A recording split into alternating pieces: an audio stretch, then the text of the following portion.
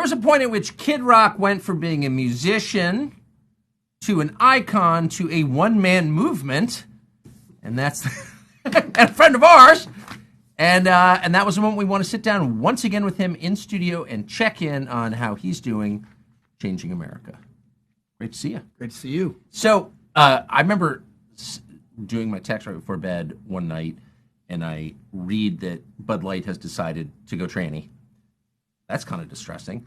The next day, with like 12 hours later, you released the video of you executing the Bud Light with the carbine.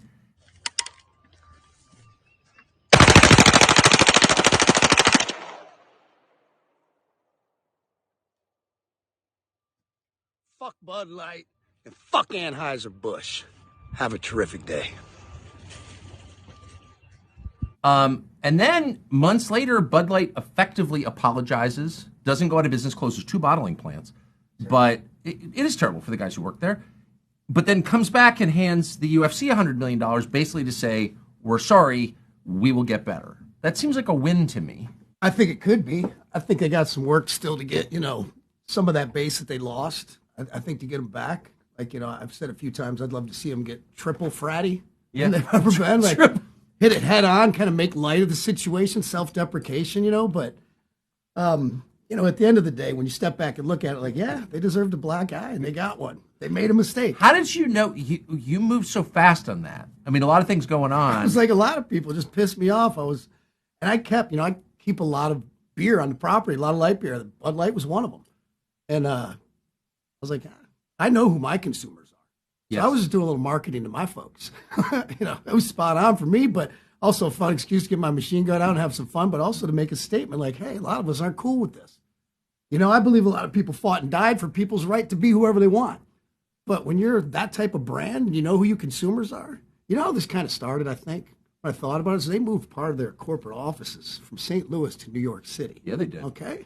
Then they start hiring these Ivy League progressive, people to work for them who don't know shit about working class people or middle America in this country. Unhappy women, yeah. And so somebody wasn't watching the hen house. They're riding high and mighty as number one, and a fox gets in.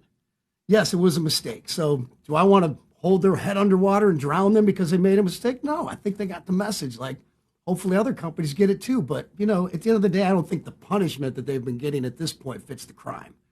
It's like, I would like to see people get us back on board and become bigger, because that's the America I want to live in. Well, it's better to improve than destroy. Yeah. So that seems like a win. We were talking about this off camera, and you said, what would that say about us as like-minded people? Yeah. Who were like, hey, cut it out. What's the matter with you? That, if we brought them back up, that's kind of the America I want to live in. Like, it's not wrong with giving a spanking. The kid does something wrong or tries, maybe he's going to harm themselves, but you don't spank them for the rest of their life. You kind of, someone gets taught a lesson. They say we made a mistake. All right, man, let's move on. I mean, we've done it for a whole lot worse. What about Japan, Germany? You drop 2 atom bombs on Japan, then you rebuild it, then you become allies. You can't say it enough. Who's getting hurt in all these boycotts and stuff when people make mistakes, this cancel culture crap. It's the working class people who don't have any dog in the fight. Yeah. It's like, all right, we don't want to hurt these people. Message sent. All right, let's move on. Here's a bag of ice. Put it on that shiner. Let's talk about it. Come on. I noticed that is not a Bud Light you're drinking, though. I saw that getting poured. Have you had one since this all started? Dude, my whole life has become Bud Light. It's like, I got it stacked to the ceiling because every one of my friends thinks it's a joke to bring me a 12-pack. Oh, so you just got a lot of free beer out of it. Yeah, or shove them in my golf bag. They pop up everywhere. It's like, it's got to become, a fun thing for my friends to mess with me on. But, I'll drink any kind of cold free beer. Let's put it that way. So that's like your main criterion, cold free. Cold and free. Trump. You've seen Trump a lot recently. How's he doing? Toughest son of a bitch on the earth. He's doing great. It's incredible. We just got to spend some time with him. Yeah. But you seem to be having more fun than anybody in that. I was having. You watch that video back, and we're walking to the ring, and everyone's looking all tough, and you're like, you're like, this is the greatest day of my life. I loved it. That was so much fun. It was amazing. I love spending time with him, getting to know him. Since he became president, the first few months, having dinner at the White House with him, and from there on, we've just really hit it off. And I can relate to him in a lot of ways as somebody who might speak out of turn a little bit, say what's on his mind, but I think if you look at his track record and who he is as a whole, there's a lot more good there than anything. And I think people, I could go both ways. I always say with me, you can go on the internet and you can make me out to be some crazy wild party animal who just has his middle fingers in the air and doesn't care. Or you can be someone who's a single father, who loves his family, loves his country, does a lot of philanthropy. It's all there for the taking. And, I try to see the good in people. I haven't always executed that correctly or, on spot. But, whatever it is, when I give it, it's 100% real. Well, so without betraying the details of your conversations, you've been with Trump a bunch of times since he got indicted and the world has kind of crashed in around him. How does he seem? Can't tell. Really? No. I mean, when we're golfing or we're hanging out in different scenarios here and there, it's his spirits are always up, and he's always talking about this country. He's always talking about this country and how he wants to win for it. He likes to win at anything. Yeah, that's true. Anything. When we're golfing, I won $100 from him at the UFC. I don't think he was too happy about it. But what'd you bet on? We were betting on fights. We're just picking guys, to make it more interesting. Yeah. And man, somebody that's in that office, in any office, that wants to win for this country, I'm in. I've never seen anybody who wants to win for this country like that guy. And I don't think we'll ever see anything like it in our lifetime. To me, he's the greatest president we've had. And he's unaffected, in your experience, by everything that's happening. Oh, is he pissed off? Sure. Yeah, but he doesn't seem broken at all. I don't want to speak out of school, but, who's not going to hem and haw a little bit about the people that are doing this to him? These people in New York. It's a freaking joke. Yeah. I mean, one Google search on Zillow, property in Palm Beach. There's a couple acres that comes up on the water. It's $200 million. Yeah. And they're like, Mar-a-Lago's only worth $17 million. It's like, well, you are a stupid son of a bitch if you say that. Yeah. He takes loans from the bank, whatever. He pays them all back. Everybody makes money. There's no crime here. Yeah. I just, they're just, it's completely, anybody who can't see they're fucking with him is just blinded. Yeah. I know the guy speaks out of turn a little bit, says some things. I can relate. Yes. I do it myself, quite often because I just say what's on my mind, and I can get that. But I don't know how you look at his track record and what he did and how he had this country fired on all cylinders when he was in office. Everybody working, our military is the strongest. He's leading with, strength and borders, under control, just energy independent. You could go on and on. I don't get it. I understand because it seems like it's a lot of women. Like in my life and stuff, they're like, well, I don't like the way he talks. It's like, come on, man. you're not putting him in the office to hear him talk nice. How many years have we had of that? People that it seems like everybody, because everything is very polarized. I get it. And speaking of Bud Light, it's like I wish those guys could take this opportunity. Maybe they could start a little civil discourse with the negative that's happened to them. Maybe they could figure out a way with that beer to kind of maybe bring people together a little bit. I don't know. I don't think they're going to hire me as the head of their marketing anytime They probably soon. should. Yeah, well, Have they approached I like my day job. By the way, did they ever call you after you opened up on them with a machine gun? No, there's been some distributors Yeah. who claim they know the people at top and this, that, and the other. And I said, man, I'll sit down with anybody, anytime. And, we actually got to talk to the CEO, me and Trump, the other night at the UFC fight. Yeah, I was He there. was standing behind me. I recognized, yeah, you were there. And I was like, that's kind of funny because I'm sitting there with Trump, and I'm like, hey, that dude behind us is the CEO of Anheuser-Busch. He's like, I want to go give him some shit. I'm like, ew. Trump's like, let's go. And actually, it was a really pointy conversation. That dude, his name's Brendan. He's in the CIA. He was a Marine. Yeah. He says when he got the videos of me shooting up the cans, he was hunting in Texas. I'm like, you sound like somebody I'd be friends with. Like, how'd you guys get this so wrong? And, I hate speaking out of turn when I have conversations with people, but I don't think would mind this. I was like, when you did that morning show, were you coached? And he's like, I was. I was like, fire that fucking person. Yeah. I was like, it's terrible.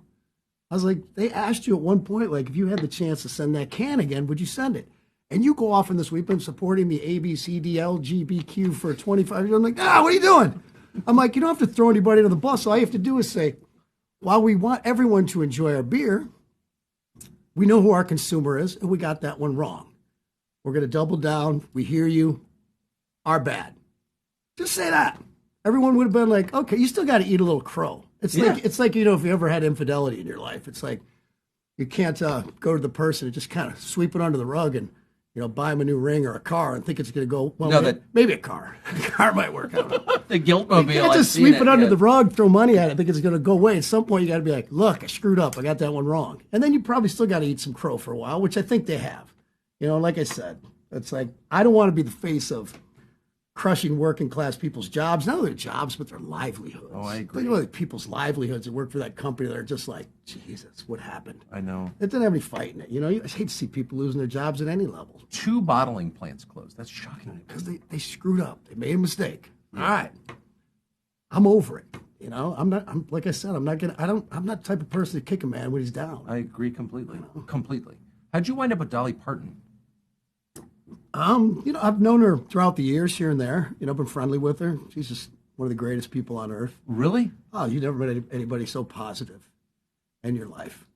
And speaking of Dolly, we'll get into. She called me about doing the song. She wrote a song that she wanted to do with me, which ironically is about me cheating on her. I'm like, huh? Had you ever cheated on her?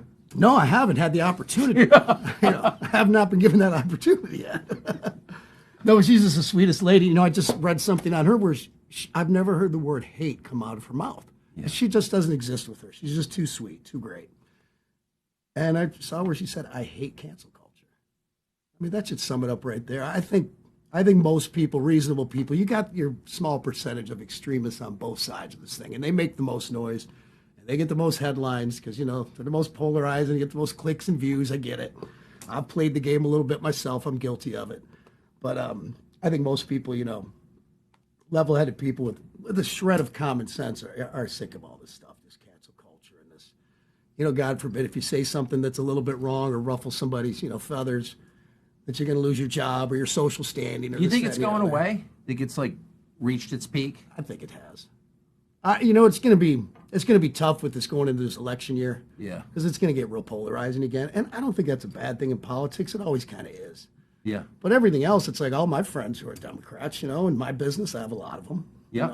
I'm the one that's the diverse one. Yeah. You're the one that you want inclusion. They don't want to include me, people on their talk shows and all this stuff anymore. It's like, I'm the one that needs inclusion. I'm the weird one here.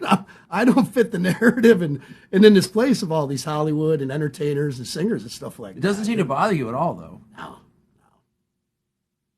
But has it affected your relationships? I never heard you say that it has. No, I think maybe one relationship. That's about it. But anyone I talk to, have over for dinner, hang with that thinks differently. Like, we always find more in common. Yeah. I'll be like, I love Trump. They'll be like, I can't stand the guy. I'll be like, cool. You want to move on? Talk about something else? Yeah. All right. We find some other things that are in common. So, I mean, Dolly Parton took some crap for working with you. She doesn't seem to care. No. I think she handled it beautifully. She's like, I love everybody. Pretty simple answer. I mean, that's what I took away from it. She said more than that, but I took away, she said she loved everybody. And I was really proud to call her a friend at that moment. I think we need more of that in this country, especially coming from people like me, because I know sometimes I am the polarizing one. I am the loudest voice in the room. Well, you do have a machine gun. Oh, yeah, but why wouldn't you? I totally agree. Who are you going on tour with this summer? Thank you for asking. So me and Jason Aldean are doing... What's he like? Jason, great kid. Known him for years, since he was first coming up. Great guy, great patriot, talented singer, musician. So we're going to do 7 festivals. I see a need when I partnered with these people, Premier Entertainment. It's called Rock the Country, rockthecountry.com. I see a need for a big portion of this country that's underserved, entertainment-wise. And that's pretty prevalent when you see the success of shows like Yellowstone and Duck Dynasty, things like that. People are just starving for it. So we wanted to go out and give, hardworking people that love this country a music festival. Yeah. Something for them. Like, come show your patriotism, just like they do at my shows, but do with a force of people. We got different lineups, and there's 7 small towns. What are they? It's places like Ocala, Florida, Mobile, Alabama, Rome, Georgia. There's Kentucky and Carolina. Like, rock and roll's not been too kind to my memory. That's pretty good, actually. Yeah, it's not bad. But there's 7 of them, Rock the Country, and then, we have people like Miranda Lambert on certain shows, Hank Williams Jr., Leonard Skinner, Brantley Gilbert, Travis Tritt, Nelly, Big and Rich for Gretchen Wilson, just, a whole cast of characters, which, like I said, just trying to provide something for, these smaller towns where we have a lot more freedom to do things that we might not be able to do in the bigger cities, and especially to work with the local people there, whether it could be the police, firefighters, the city councils, whatever. We had all those people actually to my house in Nashville, just to all get on the same page because we want to make this experience great for these people. And we came up with the idea, let's have people that want to come from these towns, from these states. Some were senators, some were police chiefs, like I said, city council mayors. Let's have them up and break bread and just talk to them, try to get on the same page so we can try to create a great experience for people. Make no mistake, we would like to make some money out of this endeavor. Yeah. But, we want it to be a win-win. We want the cities to win, try to give back and do something good. Well, that's there. going to sell out. I mean, the pre-sales went on sale today. And so 7 shows. Does that wear you out? we're also doing, first, I did another business deal with the PBR, who does the rodeo, Yeah. professional bull riders, and we're doing Kid Rock's Rockin' Rodeo at AT&T Stadium in Dallas, where we're going to have rodeo teams compete against each other, and then I'm going to do music. I'm going to try. We're still figuring it out, but I want to make it more creative than some of the rodeos we played in the past, where the rodeo happens and then you play the show. Yeah. I'd like to kick the show off and have horses ripping around with American flags. Play something in the middle and I'd like to put midgets on mini bowls. And stuff. Yes. We'll see what happens. Is that allowed in Dallas now? Everything's allowed in Texas. That's true. So that's what we're doing. We're going to play Sturgis again this year, which I've played off and on for the last 20-some years, and that's my year. I think it's 9 shows. That's amazing. Work less, make more. So the rodeo, have you ever been on any of the, have you ridden? I mean, we have horses. I'm not. You're not getting on a bull? No. Getting out a bull. I'm Why? not jumping out of a plane. I'm not going up in an F-16. I'm good. You've I'll be right here when you. had enough risk? Yeah. I made it this far.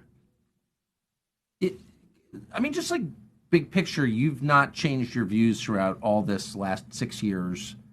You've been really direct. Have you lost anything?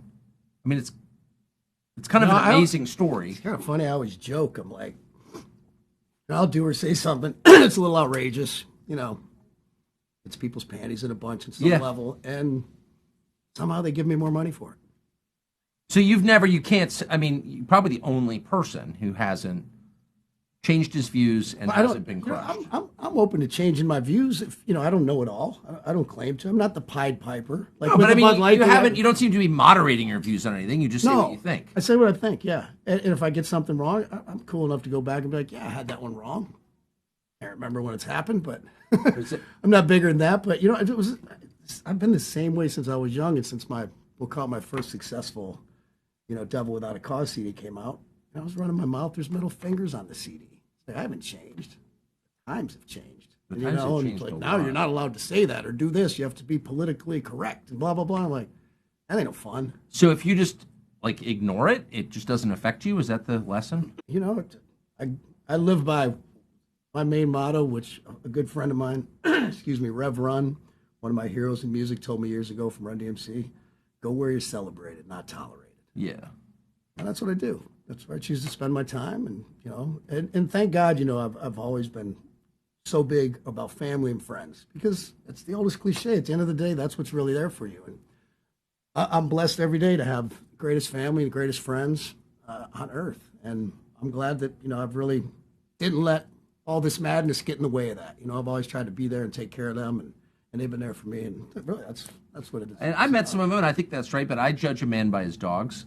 I probably can't tell from this camera shot, but you brought a couple of your Boykins here. Dixie. Can we meet? You've got 2 spaniels here. Can you introduce one of them? This is Delta, down here by you. Okay. Dixie, come here. Dixie, come here. Dixie's the little one. Come here. Come here, Dixie. So these are Boykins. She's a little one. Hey. She's a little one. How old is Dixie? She's old now. Was she 10? That's amazing. She's 10. Do you go everywhere with him? My fiance Audrey goes everywhere with him. Are you bringing him on tour? No. Select cities, maybe. They don't like the tour. Pyro freaks them out a little bit. Well, not Delta. She's trained on birds, so she doesn't mind a big shot. Tell. They're amazing, amazing bird dogs. If you were to sort of, since you're pretty good at calling stuff, the next year, like a year from now, will be November 2024. What will things look like? I don't know.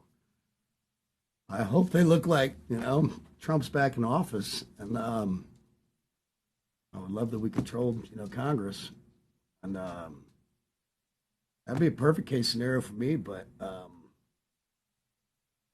that's so difficult for me. I know what I support and my views, but I'm really not Nostradamus when it comes to politics Yeah. or anything. I don't want to act like I know it all. I do study it. I probably watch a little more news than I should. Yeah. I got my views, but it's going to be interesting. I just don't see how, everyone's talking about, they can't run Biden against Trump. It's impossible. Of course. And if God forbid something did go wrong and Biden won, it would be for no other reason than just people's hatred for Trump. Yeah. Why aren't people just talking about policies? I don't need my president to be a saint. Just get the job done. We haven't had any of those, I don't think. No, I don't think so. I don't know. But you said that if you were Bud Light, you would run a campaign bringing people together over your product. Hey, maybe they should make a blue hat that says "Make Bud Light Great Again." No, good point. But do you see the division getting better or worse? I honestly, I would hope that it gets a little better. Yeah, I see that with my friends. Like I said, I don't go around bragging about it. I probably got the most diverse band out there. Yeah, we have white people, hillbillies. We have black people. We have gay people. We got it all. Females, men. Put white people and hillbillies in two different categories. Good. But I see it just with my band where we all get along. We all joke about each other's backgrounds, our colors, our sexual preferences. We just give each other shit all the time, and we get along. We're like family. We're not one of these bands that just is at each other's throats, fight. Yeah. We all love each other and always have. We accept that we're all different, and we're all just cool. And so I keep saying this. It's like, no one cares if you're gay anymore. We all got gay family members, friends, co-workers. Right. It's like, just shut up about it. I'm not going to oh, you're gay? I'm not going to clap louder for you, all right? Just be cool, be gay. Shut up, it's fine. No one cares. The transgender thing is just a weird one. I don't, it's leave our kids out of it, number one. But to me, it looks like a mental illness. Yeah. That's what I see. But at the same time, that's who you want to be. A lot of people fought and died for it. Go for it. We can exist in, the same public spaces. So be it. You're not going to be my first call to take out for a night out on the town, probably, but I'm probably not yours. It's fine. Yeah, that's okay. I mean? And if you're different and you're weird, make no mistake, you get treated differently. When I was young, I had my hair up to here. I had my pants sagging, running around, talking junk, and people gave me crap all the time, but I was trying to be seen. This and other. If you want to be seen and you're going to go out and be different like that and dye your hair blue and put a bunch of nose rings and stuff, people are going to look at you differently. Some people are going to tease you a little bit. Whatever happened to sticks and stones? Yeah. Everyone's like, he teased me. I'm going to cancel you and sue you and I'm going to tell on you. It's like we're racing pardon my language, we're raising a complete, generation of fucking pussies. Yeah. But that can't go on forever, right? No, the pendulum always swings. I've seen that, at 52 years old, I've seen that in life. The pendulum swings. Yeah. So last question before we go get a cigar with your friend John Daly. If you were to give advice to, a 22-year-old trying to enter the public sphere right now, what would it be? What sphere? Entertainment-wise? Either one. You're the guy who wants people to look at you. Okay, as you well, were number 30 years one, ago. Work your ass off and be good at what you do. Be the best at it. And that takes a lot of time. It took me 15 years, in the trenches. Riding around in vans with U-Haul trailers, playing every little gig for 50 people, this, that, and the other. It's the old cliche, the 10,000 hours. I think it's 20,000. Yeah. Work your butt off and try to be the best at what you do. Study your craft. Be knowledgeable about it. Surround yourself with good people. Don't hang out with knuckleheads. That doesn't lead to many good spots. No, it doesn't. So, So, work hard. Good. Don't hang out with shitheads. Yeah, and be good at what you do. Be the best at what you do. Bobby, thank you. Thank you, Mr. Tucker. Good to see you, man. Pleasure. I'm coming this summer. Come on.